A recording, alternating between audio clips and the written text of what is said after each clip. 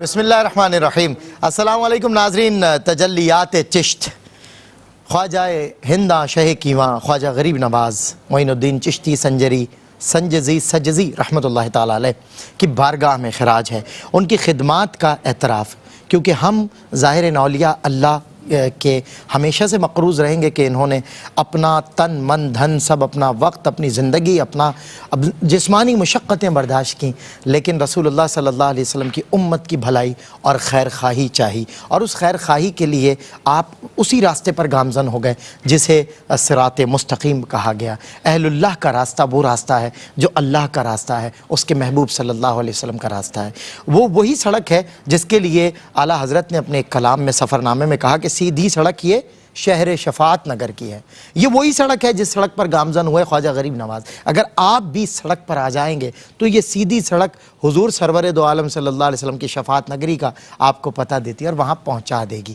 اس نابینا صحابی کا واقعہ کہ جو حضور کی خوشبو کے متلاشی اور اس تلاش میں آپ حضور تک جا پہنچتے، اور جب بعض صحابہ نے آپ سے پوچھا کہ آپ کیسے رسول اللہ تک ان گلیوں کو طے کر کے پہنچ جاتے ہیں، تو فرمایا مجھے حضور کی زلفوں سے نکلنے والی جو معطر خوشبو ہے، جو جاں فضا ہے، بس وہی مجھے یہاں تک کا پتہ دیتی ہے، جسے ایک موقع پہ ایک کلام میں اعلیٰ حضرت نے کہا تھا کہ بینی خوشبو سے مہک جاتی ہیں گلیاں واللہ، کیسے پھولوں میں بسائے ہیں تمہارے گیسو۔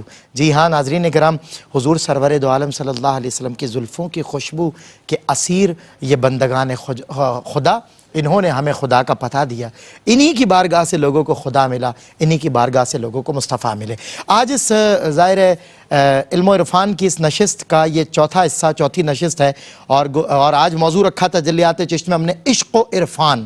اب زبردست موضوع ہے، خواجہ غریب نواز اس میں آپ کو نمایاں نظر آتے ہیں، اور گفتگو کرنے کے لیے ملک عزیز پاکستان کے چاہے جانے والے عزیز ترین مستند اکابر جید علماء کرام مفتی محمد سہیل رضا امجدی صاحب، مفتی محمد اسماعیل نورانی صاحب، اور ثنا خان رسول ممتاز عالمی شہرت یافتہ سینئر ثنا خان انور اشفاق ابراہیم برادران ہمارے ساتھ ہیں۔ انشاءاللہ نعت رسول مقبول سے ہم آغاز کریں گے، اور اختتام پر آپ سے درخواست ہے کہ غریب نواز کی کوئی منقبت بھی انشاءاللہ آج شامل کریں۔ پہلے نعت ہو جائے پھر انشاءاللہ گفتگو۔ صلی علی نبینا صلی علی محمد صلی علی شفیعنا صلی علی محمد۔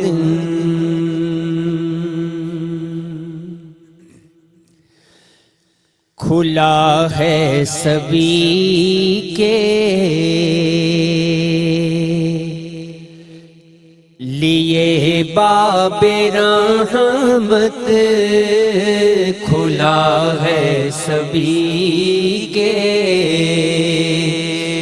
لیے باب رحمت، وہاں کوئی رتبے میں ادنا نہ عالی، مرادوں سے دامن نہیں کوئی خالی، مرادوں سے دامن نہیں کوئی خالی، قطاریں لگائے کھڑے ہیں سوالی، کھلا ہے سبھی کے لیے باب رحمت، وہاں کوئی رتبے میں ادنا نہ عالی۔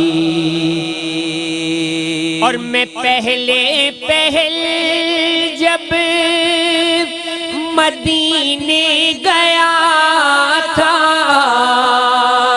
تو تھی دل کی حالت تڑپ جانے والی، وہ دربار سچ مجھ میرے سامنے تھا، دربار سچ مجھ میرے سامنے تھا، ابھی تک تصور تھا جس کا خیالی،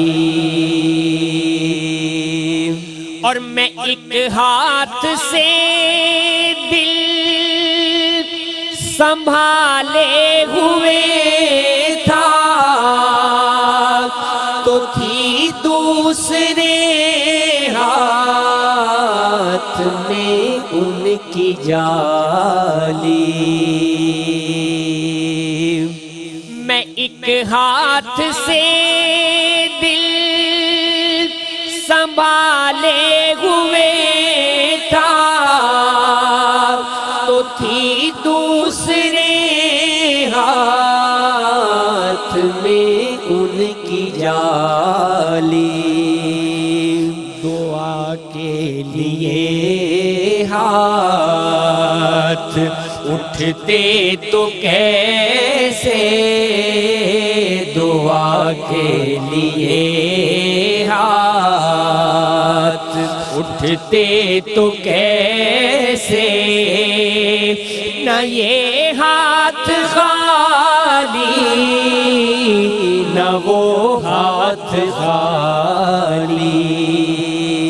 دعا کے لیے ہاتھ اٹھتے تو کیسے، نہ یہ ہاتھ خالی نہ وہ ہاتھ خالی۔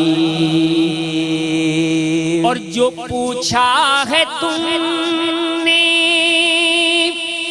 کہ میں نظر کرنے کو کیا لے گیا تھا، تو تفصیل سن لو۔ تھا نعتوں کا ایک ہار، اشکوں کے موتی، تھا نعتوں کا ایک ہار، اشکوں کے موتی، درودوں کے گجرے، سلاموں کی ڈالی، کھلا ہے سبھی کے لیے باب رحمت، وہاں کوئی رتبے میں ادنا نہ عالی۔ سبحان اللہ، ماشاء اللہ، اتنا خوبصورت آپ لوگ پڑھتے ہیں کہ دل کرتا ہے بس سنتے جائیں۔ وقت محدود ہے، ظاہر ذکر اللہ محدود ہے، اللہ تعالیٰ آپ کی حاضری قبول۔ بہت بہت خوبصورت پڑھا ماشاء اللہ۔ مفتی محمد سہیل رضا امجدی صاحب، یقین کریں میرا تو دل چاہ رہا ہے میں آپ سے یہی سوال کر ڈالوں کہ جو آپ نے زندگی کے کتنے برس اپنی جوانی کے دیار حبیب میں اور مکہ المکرمہ میں گزارے ہیں، لیکن بہر کیف عارف اہل فضل ہیں اور اللہ کی محبت میں مستغرق رہتے ہیں، خواجہ خواجگاں شیخ کیواں خود بھی عارف باللہ ہیں، تو میں اس قول کے پیش نظر خواجہ غریب نواز کو کہاں کھڑا اور کیسے دیکھتا ہوں؟ بسم اللہ الرحمن الرحیم، اللہم صلی علی سیدنا و مولانا محمد وعلی آلہ و اصحابہ وبارک وسلم۔ دیکھیں سلمان بھائی، آپ نے فرمایا کہ خواجہ صاحب کا یہ قول ہے کہ عارف اہل فضل ہیں، جی، تو عارف اہل فضل کیوں نہ ہوں؟ اس لیے کہ وہ اللہ تعالیٰ کو پہچانتے ہیں۔ واہ، اچھا، ایک ہوتا ہے عالم اور ایک ہوتا ہے عارف۔ واہ، عالم کہتے ہیں، میں مطلقاً عرض کر رہا جی، ہوں، عالم کہتے ہیں جاننے والا۔ صحیح، کسی چیز کو جاننا اور ہوتا ہے، لیکن عارف کہتے ہیں پہچاننے والا۔ کیا بات ہے، سبحان کسی چیز کو پہچاننے والا اور ہوتا ہے، اور یہاں اس چیز میں تو ہے زمین و آسمان کا فرق ہوتا ہے۔ واہ جی واہ، جی، سبحان اللہ۔ لیکن ایک وہ ہو کہ جو عالم بھی ہو اور جو عارف بھی ہو اور عرفان کی اعلیٰ منزل پر فائز ہو، جو کہ خواجہ غریب نواز رضی اللہ تعالی عنہ ہیں، تو پھر ان کا مرتبہ اور مقام کیا ہوگا؟ بلا شک و شبہ خواجہ معین الدین چشتی خواجہ غریب نواز رضی اللہ تعالی عنہ عالم بھی تھے اور عارف باللہ بھی تھے. بلکہ میں کہوں گا کہ صرف عالم اور عارف باللہ نہیں تھے، بلکہ اس سے ذرا سا آگے بڑھیں کہ جو لوگ عرفان حق کی منازل پر تھے، جو لوگ راہ سلوک کے مسافرین میں سے تھے، خواجہ صاحب رحمت اللہ تعالی علیہ ان کی تربیت فرماتے تھے. یعنی ان کے پیشوا تھے، ان کے پیشوا راہ سلوک کی منازل. جی ان کی تربیت فرمایا کرتے تھے. اور اس قول کے مخاطبین بھی عارفین ہیں، کیونکہ آپ کی مجالس کا جو ذکر ہے اس میں کون ہوا کرتا تھا؟ بڑے بڑے علماء اور بڑے بڑے عارفین اس میں موجود ہوا کرتے تھے، بڑے بڑے شیوخ موجود ہوا کرتے تھے. خواجہ صاحب رحمت اللہ تعالی علیہ کا ایک قول یہ بھی ہے، اور یہ بڑا پیارا قول ہے. دیکھیں بڑا آدمی ہوتا ہے نا، اس کے اقوال بھی بڑے عجیب و غریب ہوتے ہیں. کہتے ہیں نا کلام الامام امام الکلام، کہ کلام جو امام کا کلام ہوتا ہے وہ معمولی نہیں ہوتا، اس سے موتی کشید کیے جاتے ہیں. آپ فرماتے ہیں کہ عارف وہ ہوتا ہے کہ جس کے کردار سے اللہ تبارک یعنی صفات الہیہ جو ہے وہ ان کی روشنی پھوٹ رہی ہے. کیا بات ہے. صاحب میں معذرت انٹرپٹ کروں گا، وقفہ عائل ہو رہا ہے. ناظرین اکرام بہت خوبصورت آغاز کیا ہے مفتی محمد سہیل رضا امجدی صاحب نے اور انور اشفاق نے، تو کیا ماشاءاللہ سما باندھا. بریک لیتے ہیں، بریک کے بعد انشاءاللہ مزید اس پر گفتگو کریں گے. عارف باللہ، ایسے عارف کہ جو ان کی مجلس میں آ جاتا وہ بھی عارف ہو جاتا. قطب الدین بختیار کاکی ان کی محبت میں مستغرق رہتے تھے. مستغرق ان کی محبت میں نہیں تھے، دراصل چونکہ یہ خدا سے ملوا چکے ہیں اپنے خلفاء کو، تو وہ اللہ کی محبت میں، اور کہتے تھے جان جہاں آرزوئے روئے تو دارم، سر در ہوس قامت دل جوئے تو دارم. بریک کے بعد ہوتی ہے ملاقات. ویلکم بیک ناظرین، آپ کا خیر مقدم ہے. سید علی حسین ادیب رائے پوری کا ایک شعر ہے، کہتے ہیں عارف و اولیاء سالک و صوفیاء، عارف و اتقیاء غوث اعظم ہیں اور خواجہ خواجگاں اس قدم کے نشان، اس قدم کے نشان. میرے آقا کے قدم کے نشانوں کا یہ عالم ہے، تو خود مجسم سراپا نور جو میرے رحمت للعالمین آقا ہیں ان کا کیا عالم ہوگا. مفتی محمد سہیل رضا امجدی صاحب خواجہ خواجگاں سے متعلق ہم بتا رہے ہیں. عارف باللہ ہے نا، اور عارفوں کو سلوک کی منازل طے کروا رہے ہیں. جی مفتی صاحب. بلکہ وہ عارفین کے لیے مینار نور تھے. اللہ اکبر. جی جی. اچھا، آپ فرماتے ہیں کہ عارف کی ابتدا یہ ہے کہ اس سے صفات حق عز و جل نمایاں ہو جائیں.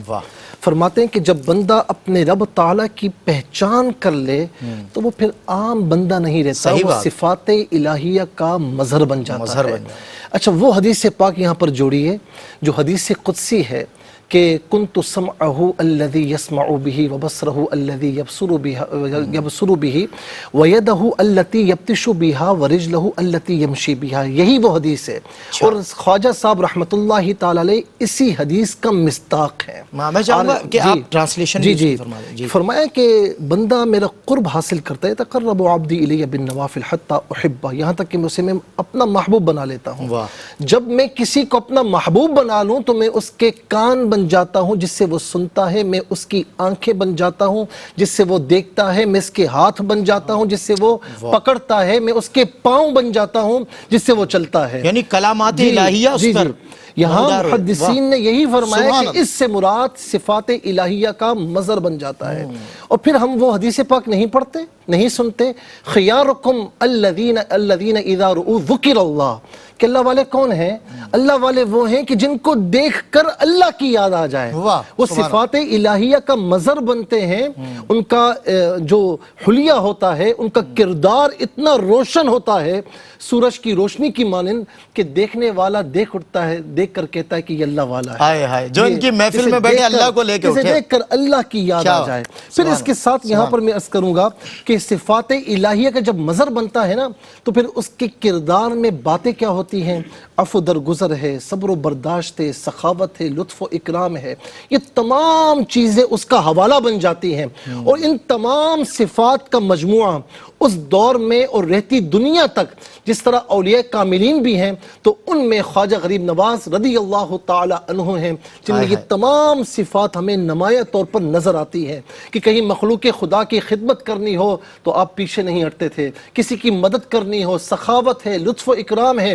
یہ تمام باتیں، یہ تمام کام آپ بدرجہ اولا کیا کرتے تھے. اور کیوں نہ ہو، اس لیے کہ صوفیاء یہ فرماتے ہیں کہ اللہ تبارک و تعالیٰ کی محبت کا راستہ جو ہے نا وہ ایک طرف تو یوں سمجھ لیں نماز روزہ حج زکوٰۃ ہے، اور اس کی محبت کا ایک راستہ یہ بھی ہے کہ مخلوق خدا سے محبت کی جائے. اللہ اکبر. کیونکہ محبوب اللہ الہی رحمۃ اللہ تعالی علیہ فرماتے ہیں کہ اطاعت دو قسم کی ہے، ایک لازم ایک متعدی. ٹھیک. لازم فرمایا کہ وہ اطاعت ہے کہ جس کا فائدہ کرنے والے کو پہنچے، جیسے نماز روزہ حج زکوٰۃ. اور کہا کہ متعدی وہ عبادت ہے، وہ اطاعت ہے کہ جس کا فائدہ اس سے بھی پہنچے اور مخلوق خدا کو بھی پہنچ رہا واہ، ہے. سبحان اسی لیے قرآن فرماتا ہے حقوق اللہ اور حقوق العباد. جی سبحان اللہ. دونوں کی بات ہو گئی، بیلنس ہو گیا. اسی لیے ایک کو ہٹا کر دوسرے کی بات نہیں کی جا سکتی، دوسرے کو ہٹا کر پہلے کی بات نہیں کی جا سکتی.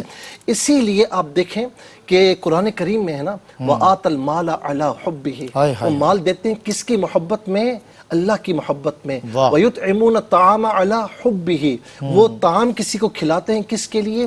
اللہ کی محبت میں. اور انما نطعمکم لوجہ اللہ، اور کہتے بھی یہ ہیں کہ ہمیں کچھ نہیں چاہیے، ہم نے جو کچھ بھی اللہ کی راہ میں دیا ہے، جو خدمات سر انجام دی ہیں، وہ اللہ کی رضا کے لیے کی ہیں، اس کے علاوہ کچھ اور نہیں. اور میں اس گفتگو کے اخیر میں یہ کہوں گا کہ خواجہ صاحب رحمۃ اللہ تعالی علیہ یہ فرماتے ہیں کہ جو عارف باللہ ہوتا ہے نا، وہ ہر وقت اللہ کے، وہ تو فرماتے ہیں کہ دوست کی یاد میں مستغرق رہتا ہے. جب وہ جاگ رہا ہوتا ہے تب بھی اس کی یاد میں ہوتا ہے، اور جب وہ سو رہا ہوتا ہے تب بھی اس کی یاد میں ہوتا ہے. الذین یذکرون اللہ قیاما وقعودا وعلی جنوبہم، کہ وہ کھڑا ہے، بیٹھا ہے، کروٹوں پر ہے، ہر حال میں اللہ کو یاد کر رہا ہے. اور آخری بات کہوں گا کہ عارف باللہ وہ ہوتا ہے کہ جب اس سے اللہ رب العالمین اس پر ایک حال تعریف فرماتا ہے نا، تو ایک قدم پھر وہ عرش کی منازل طے کرتا ہوا حجاب کبریا تک پہنچتا ہے، اور پھر دوسرے قدم میں اپنے مقام پر واپس آتا ہے. اور خواجہ صاحب اس مقام پر آپ دیدہ ہوتے ہوئے فرماتے ہیں کہ یہ تو عارف کی ابتدائی منزل ہے، اس کی انتہا کیا ہے وہ رب تعالیٰ جانے. کیا بات ہے، سبحان اللہ. مفتی اسماعیل نورانی صاحب بہت خوبصورت بنیاد رکھی مفتی محمد سہیل رضا امجدی صاحب نے. قبلہ، عارف کا کمال یہ ہوتا ہے کہ وہ خود کو راہ حق پر گامزن رکھے. یہاں تو ایک ایسے عارف کی بات ہو رہی ہے کہ بھٹکے ہوں کو راہ پر اس پر گامزن کر دینا اور راہ حق دکھا دینا. نہ صرف دکھا دینا بلکہ اس پر چلا دینا. اور جو اس بھیڑ سے نکلا وہ قطب الدین بختیار کاکی، فرید الدین مسعود گنج شکر، یعنی کہ کیسے کیسے نگینے. فرمائیں. بسم اللہ الرحمن الرحیم. اللہم صلی علی سیدنا و نبینا مولانا محمد مبارک وسلم. یقیناً قبلہ مفتی صاحب نے بہت خوبصورتی کے ساتھ اور مضبوط دلائل اور اقوال کے ساتھ حضرت سیدنا حضور خواجہ معین بے کساں سیدنا خواجہ غریب نواز رحمۃ اللہ تعالیٰ علیہ کی مقام عرفان کو بہت خوبصورت پیرائے میں بیان کیا ہے. اور آپ نے جو دوسرا قول حضرت خواجہ صاحب کا ابھی آپ نے سوال میں شامل کیا ہے کہ عارف کا کمال یہ ہے کہ اپنے آپ کو راہ حق پر گامزن رکھے، یعنی قائم و دائم رکھے. تو سب سے پہلے تو ظاہر ہے کہ ہمیں یہ سمجھنا چاہیے کہ راہ حق کس کو کہتے ہیں. صحیح. کیونکہ معاشرے کے اندر سبھی اپنا اپنا راہ حق لے کر بیٹھتے ہیں. ظاہر ہے آج کل تو خیر بالکل. تو اس لیے سب سے بنیادی بات یہ ہے کہ راہ حق وہی ہے کہ جس کو ان اہل اللہ نے خود سمجھایا، خود بیان کیا، اور انہوں نے اپنی بعض دیگر ملفوظات میں حضور خواجہ غریب نواز رحمۃ اللہ تعالیٰ علیہ نے واضح کیا ہے کہ اس سے مراد اللہ اور اس کے رسول کی اطاعت و فرما برداری ہے. اور سب سے بہترین تشریح یہی ہے جس کو قرآن نے اہدنا الصراط المستقیم کہہ دیا. صراط مستقیم بھی یہی ہے، شریعت بھی یہی ہے، طریقت بھی یہی ہے. کیا بات. اچھا، بعض لوگ اپنے ذاتی مفادات کے لیے، فائدے کے لیے راستے الگ الگ کرنے کی بات کرتے ہیں کہ یہ کچھ شریعت کا معاملہ الگ ہے، طریقت کا معاملہ الگ ہے، اور ظاہر الگ ہے، باطن الگ ہے. اس طرح سے کچھ کوششیں کرتے ہیں. اگر تو یہ کوشش کسی دیانت داری کے ساتھ ہو، علمی اور فکری بنیاد پر ہو، تو اس کی اپنی ایک حقیقت ہے جو علماء نے اور عرفاء نے بیان کی. لیکن اگر خدا نخواستہ کسی فائدے کے لیے آپ کر رہے ہیں، کسی منفعت کے لیے کر رہے ہیں، اپنے آپ کو کہیں سے بچانے گھٹانے کے لیے کر رہے ہیں، تو ایسی بددیانتی کی ظاہر ہے کہ ان اہل اللہ میں پھر کوئی مثال نہیں ملتی. ان کا دامن اس طرح کی تشریحات سے پاک ہے. تو ایک تو یہ بنیادی بات ہے. دوسری بات یہ ہے کہ اب یہاں پر حضرت فرما رہے ہیں کہ عارف کا کمال یہ ہے، یعنی صالحین اور جو اللہ کے مقرب ہیں ان کا کمال یہ ہے کہ وہ اپنے آپ کو راہ حق پر گامزن رکھیں، یعنی اسی پہ قائم و دائم رہیں، کیسے ہی حالات ہوں، کیسے ہی کوئی واقعات پیش آ جائیں، لیکن جو زیادہ مستقیم ہے، زیادہ حق ہے، وہ اس سے سر منہ انحراف نہ کریں. گویا کہ وہ قرآن مجید کی اس آیت کی تعبیر و تشریح بن جاتے ہیں کہ جس میں فرمایا کہ ان الذین قالوا ربنا اللہ ثم استقاموا، فرمایا کہ جو یہ کہتے ہیں کہ اللہ ہمارا رب ہے، ثم استقاموا، استقاموا پھر وہ اس پہ ڈٹ جاتے ہیں، اس پہ قائم ہو جاتے ہیں، تتنزل علیہم الملائکہ، تو ان پر پھر اللہ کے فرشتوں کا نزول ہوتا ہے، اللہ کے فرشتے ان کے ساتھ ہوتے ہیں یا ان کی مدد کرتے ہیں، یا بوقت وصال اللہ کے ملائکہ نازل ہوتے ہیں، یا قیامت کے دن جب یہ اٹھائے جائیں گے تو اللہ کے فرشتے ان کا استقبال کریں گے۔ بہرحال ان الذین قالوا ربنا اللہ ثم استقاموا میں اللہ نے ان کی ایک صفت استقامت بیان فرمائی۔ تو یہاں پر حضرت سیدنا حضور خواجہ غریب نواز رحمۃ اللہ تعالی علیہ بھی عارفین کے بہت سارے کمالات میں سے ایک اہم ترین کمال کو بیان فرما رہے ہیں، اور اسی کو ہم شریعت و طریقت کی پیروی سے تعبیر کرتے ہیں۔ اور پھر حضرت خواجہ غریب نواز کا کمال یہ ہے کہ آپ کے صرف یہ ملفوظات نہیں بلکہ معمولات ہیں۔ واہ، ملفوظ، اور جب وہ معمول بن جائے تو اس ملفوظ کی تاثیر بڑھ جاتی ہے۔ کیا بات۔ تو حضور خواجہ غریب نواز رحمۃ اللہ علیہ کی یہ ملفوظات، بلکہ ملفوظ بھی میں سمجھتا ہوں بعد میں آپ نے فرمایا ہوگا، پہلے معمول بنایا ہے، اور یہاں کہیں قول و فعل کا تضاد نہیں پایا جاتا، تضاد کوئی یہ نہیں ایرا ہے، کچھ اور ہے، یہ جانرا بلکہ کچھ اور۔ پہلے انہوں نے معمول اپنایا، بنایا، پھر ملفوظاً فرما دیا، اور پھر کتابوں میں درج ہو کر ہم تک پہنچا ہے۔ تو حضور خواجہ غریب نواز کی زندگی میں دیکھتے ہیں تو اتباع سنت بہت مقدم نظر آتی ہے۔ خود آپ خوف خدا سے معمور و سرشار ہیں، ہم وقت سنت کی پیروی کرتے ہیں۔ فرائض و واجبات کی تو بات ہی کیا کرنا کہ کوئی یہ پوچھے کہ حضور خواجہ غریب نواز فرائض پر کتنا عمل، یہ تو میں کہتا ہوں سوال کرنا بھی بے ادبی ہوگا کہ کوئی خواجہ غریب نواز کے فرائض و واجبات کا پوچھے۔ کیوں؟ کیونکہ ان کے حالات زندگی میں یہ بات درج ہے اور مستند روایات سے لکھی ہوئی ہے کہ حضور خواجہ غریب نواز کی عبادات کا عالم یہ تھا کہ وہ عشاء، اور یہ کئی اولیاء کے بارے میں، خصوصاً خواجہ غریب نواز کے بارے میں، کہ عشاء کے وضو سے فجر ادا کرتے تھے۔ اللہ اکبر۔ تو جن کی رات بھر جاگنے، شب بیداری، عبادات، ان کے فرائض و واجبات کا کیا پوچھنا۔ اور اب ہم جس دور سے گزر رہے ہیں ان میں چونکہ دعوے زیادہ ہیں اور ظاہری گیٹ اپ اپنا لیا جاتا ہے، اور پھر دعویٰ طریقت اور نہ جانے کیا کیا الفاظ کے ساتھ، لیکن اس میں دیکھیں گے آج کل کی زندگی میں تو بہت سے دعوے داروں میں وہ فرائض نہیں، واجبات نہیں، شریعت کی پیروی نہیں۔ لیکن آپ یہ دیکھیں کہ خواجہ غریب نواز علامت کیا بتا رہے ہیں کہ اگر جو اس راستے پر چلنے کا دعویٰ کرتا ہے یا چلنا چاہتا ہے تو وہ اپنے آپ کو راہ حق پر مستقیم رکھے۔ اور یہ بات ثابت ہے، حضور خواجہ غریب نواز نے کبھی داڑھی نہیں کٹوائی، کبھی آپ نے 4 6 8 10 انگوٹھیاں نہیں پہنی، کبھی آپ نے جناب صحابہ کرام اور اہل بیت کی شان میں کوئی نازیبہ لفظ نہیں کہا۔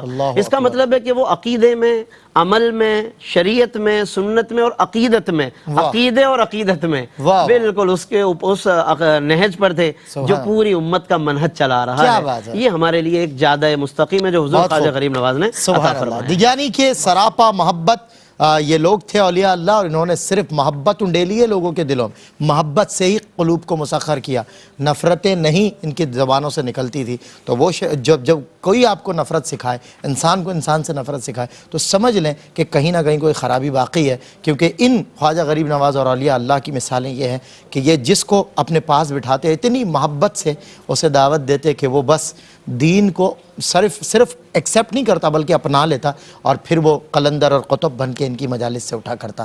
ایک بریک کے بعد ہوتی ہے آپ سے ملاقات۔ آمدید ناظرین، آپ کا خیر مقدم ہے ایک بار پھر تجلیات چشت میں۔ خواجہ خواجگاں شہ کیواں جناب جو منبع اور مرکز ہیں چشت کا، اور چشت نگر سے ہی یہ تجلیات ہیں جو پوری دنیا کو روشنی فراہم کر رہی ہیں، اور یہ وہ روشنی ہے جو باطن کی روشنی ہے، ظاہر کی جو بظاہر روشنی ہے جس کی طرف اشارتاً لطیف انداز سے مفتی محمد اسماعیل نورانی صاحب نے بھی کہا کہ وہ مطلب ہاتھوں میں وہ 10 اور 20 انگوٹھیاں نہیں ہوتی تھی اور وہ شریعت کی کہیں خلاف ورزی نہیں ہوتی تھی، وہاں تو عمل ہی عمل تھا، اور وہ جو معمول تھا وہ ملفوظ بنا، اسی لیے لوگ راہ حق پر گامزن ہوئے۔ جو بھی غریب نواز کو جس نے صرف دیکھ بھی لیا، کہتے ہیں جس نے دیکھا مر ہی گیا، تیری چشم سیاہ میں ہے جادو، غیر کا دھوکہ مجھ کو نہ دے، تجھ میں اور مجھ میں تو۔ پھر بندہ اس حصار کرم و فیض سے نکلا نہیں، کیونکہ وہ اللہ کو پا چکا ہے، اور اللہ کی محبت میں جو کیف اسے نصیب ہوا اس نے اس راستے سے اسے کبھی بھٹکنے نہیں دیا۔ کیف و مستی میں عالم کیف و مستی لٹاتا کوئی کہتا ہوا جا رہا ہے، میں مسافر ہوں طیبہ نگر کا، میری منزل در مصطفیٰ ہے، اطیع اللہ و اطیع الرسول کا مصداق یا اولیاء اللہ۔ آج ان کی ظاہر شخصیت سے اور اس موضوع سے ہمیں عشق و عرفان سے جو کیف اور مستی نصیب ہو رہی، جو پیغام مل رہا ہے، مفتی محمد سہیل رضا امجدی صاحب اس کو کچھ ذرا آگے بڑھائیں گے۔ مفتی صاحب، قبلہ اللہ کی راہ میں خرچ کرنا، ہم نے قرآن نے سرًا و علانیہ بھی کہا، اور ہم نے دیکھا کہ اللہ کی راہ میں عارفین کا قول میں آپ کے سامنے رکھ رہا ہوں کہ وہ کہتے ہیں کہ سارا جہان بھی مجھے ملے میں خرچ کر دوں، یہ بھی تھوڑا ہے۔ تو ایک ہے ہمارا خرچ کرنا، اس سے پھونک پھونک کر لازم ہو گیا تو زکوٰۃ میں بھی ہیلے، اور ایک ہے پھر اولیاء اللہ کا خرچ کرنا، قلندر دونوں ہاتھوں سے لٹا کر رقص کر رہا ہے۔ کیا فرماتے ہیں اس حوالے سے؟ دیکھیں قبلہ نے بڑے پیارے انداز میں جو راہ حق پر گامزن رہنے کی بات ہے نا خواجہ صاحب رضی اللہ تعالیٰ عنہ کی بڑے آسان انداز میں بیان فرمائے. اور میں یہاں پر یہ بھی کہوں گا کیونکہ ہمیں یہ کہنا پڑتا ہے کیونکہ معاشرے میں بہت کچھ ہو رہا ہے، تو میں یہ کہوں گا جانبین سے کہ شریعت مطہرہ کے نام پر طریقت کا مذاق نہ اڑائیں، اور طریقت کے نام پر شریعت کے مذاق اڑانے کی کوشش نہ کریں. یہ ہمیں اس راستے پر لے جائے گی جہاں سے واپسی کا راستہ ممکن نہیں ہوگا.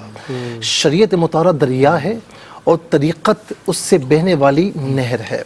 دوسری بات یہ عرض کروں گا کہ جہاں پر آپ نے خرچ کرنے کی بات کی، یاد رکھیں کہ خرچ کرنا یہ اس بات کا اظہار ہے کہ بندے کے نزدیک دنیا کی دولت ہے کچھ بھی نہیں ہے. ٹھیک ہے نا؟ اچھا، یہ جب وہ اس کے نزدیک دنیا کی دولت کسی یعنی بالکل ہے تب وہ اللہ کی راہ میں بے دریغ خرچ کرے گا، کبھی پیچھے نہیں ہٹے گا. صوفیاء کی اصطلاح میں زاہد اسے کہتے ہیں کہ جس کی نظر میں دنیا بے وقت ہو جائے. حضرت حارثہ رضی اللہ تعالی عنہ سے جب آقا علیہ السلام نے سوالات کیے تھے نا، تو وہی اب تفصیل کا وقت نہیں ہے، انہوں نے یہی فرمایا کہ سونا چاندی اور یہ کوڑا کرکٹ یہ سب میری نظر میں ایک ہے. تو آخر میں آقا علیہ السلام نے کیا فرمایا کہ تو نے سچ کہا، تو نے ایمان کی حقیقت کو پا لیا. ابراہیم علیہ السلام کے پاس بڑی دنیا تھی لیکن اللہ کی راہ میں سبحان ذی الملک والملکوت میں دیتے رہے، یہاں تک کہ فرمایا کہ مجھے بھی لے جاؤ، مجھے بھی لے جاؤ. اسی طریقے سے عیسیٰ علیہ السلام کے پاس آخر میں ایک پیالہ اور سوئی اور ایک اور چیز تھی، لیکن جب آپ نے آخر میں اسے بھی ہٹا دیا کہ دنیا ان کی نظر میں بے وقت ہے. بایزید بسطامی رحمت اللہ تعالی علیہ جیسا اللہ کا ولی جب ایک مقام حاصل ہوا تو غیب سے ندا آئی کہ اس کو بھی دور کرو کہ اس کے پاس دنیاوی آلائشات ہیں. اپنے آپ کو تلاش کیا کیونکہ اکاؤنٹیبلٹی تھی نا، اپنے آپ کو تلاش کیا کہ یہ ندا کیوں آئی، تو آستین میں پوستین میں ایک ٹوٹا ہوا کوزہ رکھا ہوا تھا، آپ نے اسے بھی پھینک دیا اور فرماتے کہ وہی مقام مجھے مل گیا. خواجہ صاحب رحمت اللہ تعالی علیہ فرماتے ہیں رضی اللہ تعالیٰ عنہ کہ ایک درویش تھا جو کئی مدت تک 40 سال تک بڑی ریاضتیں کی، مجاہدات کیے، لیکن کہا کہ اسے وہ لطف حاصل نہیں ہوا. پھر اس کے بعد اس نے مخلوق خدا میں بے دریغ اللہ کا مال خرچ کرنا شروع کر دیا. کوئی بھوکا آئے، پیاسا آئے، بے لباس، جو ضرورت ہے ان کی ضرورت کو پورا کرنا شروع کیا. تو آخر میں کیا کہا کہ جو چیز مجھے 40 سال ریاضتیں اور مجاہدات کے بعد نہیں ملی، اللہ تبارک و تعالیٰ نے اس میں مجھے عطا فرمایا. کیا بات ہے مفتی اسماعیل نورانی صاحب. بہت مختصر وقت بچا ہے لیکن ایک سوال ہے کہ عارف مانند آفتاب ہوتا ہے اور یہ آفتاب اتنی ظاہر آفتاب کی روشنی سے کون سی چیز خالی ہوتی ہے. خواجہ غریب نواز رحمۃ اللہ تعالیٰ علیہ کے قول میں بھی مجھے ملتی ہے کہ زندگی کے اوصاف میں ایک وصف یہ پیدا کرو کہ سورج کی طرح بنو کہ تاکہ تمہاری روشنی سے اپنے پرائے سب. وہ یہ نہیں دیکھتا کون میرا ہے، بس روشنی ینفع الناس ہوتا ہے. کیا فرماتے ہیں؟ بالکل حضور خواجہ غریب نواز رحمۃ اللہ تعالیٰ علیہ کے نام اور کا جو حصہ ہے یہ لفظ غریب نواز، تو اس سے بھی یہی مترشح اور واضح ہوتا ہے کہ آپ نے بلا شبہ، یہ میں سمجھتا ہوں کہ وہی بات کہ صرف لفظوں سے یہ بات کہی نہیں ہے بلکہ عملاً آپ نے کر کے ایسا دکھایا کہ آپ کی بارگاہ میں جو لوگ بھی آئے یا خود آپ کا گزر بھی کہیں بھی ہوا تو آپ نے ظاہری مال و دولت بھی اور ہدایت کا جو مال و متاع ہے وہ دونوں آپ نے لٹائے ہیں اور ہر ایک کو عطا فرمائے ہیں. اسی لیے آپ کی محفل میں آنے والوں میں اگر کوئی گمراہ ہوتا تھا تو اس کو آپ ہدایت دیتے تھے، یعنی کہ اس کے لیے ہدایت کی کوشش فرماتے تھے. اگر کوئی ایسا آتا جو کفر پر ہوتا تو اس کے لیے ایمان کا کوئی سبب پیدا فرماتے تھے. گناہگار آتا تو توبہ کے اسباب پیدا فرماتے تھے. غریب آتا تو اس کے لیے مال کا اسباب پیدا فرماتے تھے. یعنی آپ نے اس میں کوئی فرق نہیں کیا کہ یہ ہمارا چاہنے والا ہے یا نہیں چاہنے والا.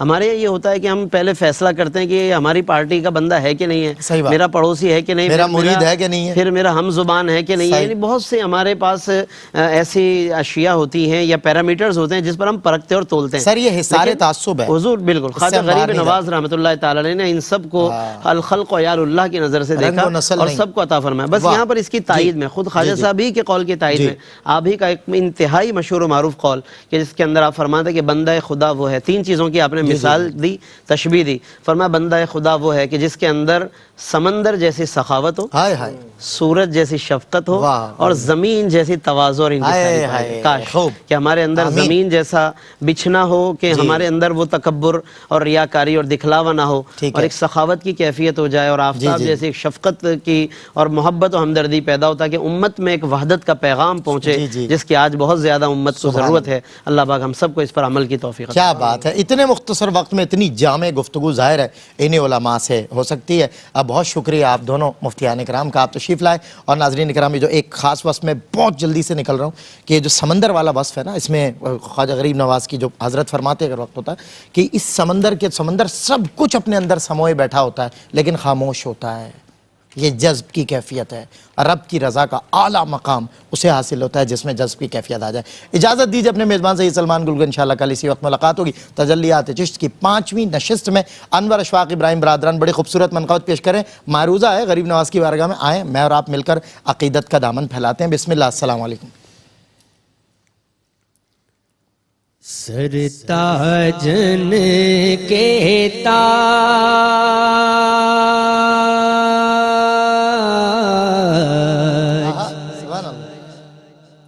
سرتاجن کے تاج خواجہ معین الدین، سرتاجن کے تاج خواجہ معین الدین، تم ہو جگت مہاراج خواجہ معین الدین، تم ہو جگت مہاراج۔ آن پڑا ہوں تمرے دوارے خواجہ، آن پڑا ہوں تمرے دوارے، رکھیو رکھیو لاج معین الدین، رکھیو رکھیو لاج خواجہ معین الدین، سرتاجن کے تاج۔ اور تم ہو آلے علی و زہرا خواجہ، تم ہو آلے علی و زہرا، بگڑے سنوارو کاج معین الدین، بگڑے سنوارو کاج خواجہ معین الدین، سرتاجن کے تاج۔ اور میں ہوں ایک غریب بھکاری خواجہ، میں ہوں ایک غریب بھکاری، تم ہو غریب نواز معین الدین، تم ہو غریب نواز خواجہ معین الدین، سرتاجن کے تاج۔ شاہ شہاں اجمیر کے خواجہ، شاہ شہاں اجمیر کے خواجہ، ہند پہ تورا راج معین الدین، ہند پہ تورا راج خواجہ معین الدین، سرتاجن کے تاج۔ اور صدقہ پیرے ہارونی کا، صدقہ پیرے ہارونی کا، باغ جگا دو آج معین الدین، باغ جگا دو آج خواجہ معین الدین، سرتاجن کے تاج۔ اور رکھ لو حسین و حسن کے صدقے،